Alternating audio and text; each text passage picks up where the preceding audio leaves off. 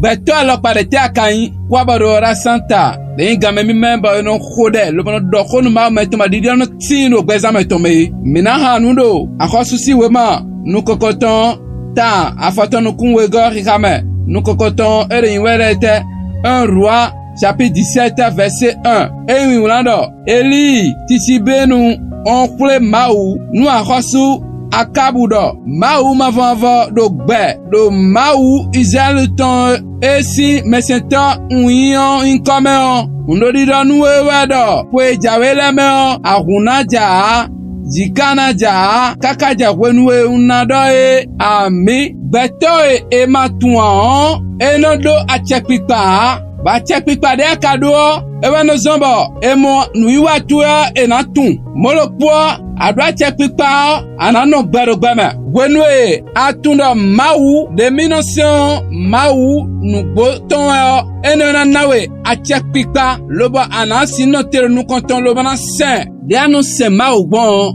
enasoma ndo kantichale he bonu kantichale de bonation anatuna sisentouration sisen lobo na sien sisentoucation adokholeo sinu tomeo ko na do pipen ba pipen de khoto na do enazon bo mutundele ana no mongon khogbe tuele me do kho etau kho e wulando mausi kho me lobo elevado line tome lobo julo tome jon mina kho da do pa tache mauche ramindo akpajire tome a check pipa adingbano debu de no dio gbeto yin meton de no dio sunvinu gbeto anadudo enji ado Jesus sin come anakpe ulo na dio enton ado Jesus sin come ami mau gbede wa no se ene utuo pondidi gbede po ndo nukundi do gbede bonwe yin nukuku lo bolela domile bio ogbayo bio yemedo Jesus sin come ami ronron yan debuti tabi ronron satan ton debu edwa che lobona demisi mausi azokon de Jesus sin comme